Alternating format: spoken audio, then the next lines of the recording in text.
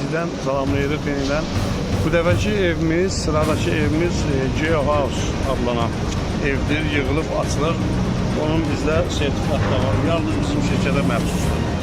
Analogu olmayan bir Geo House.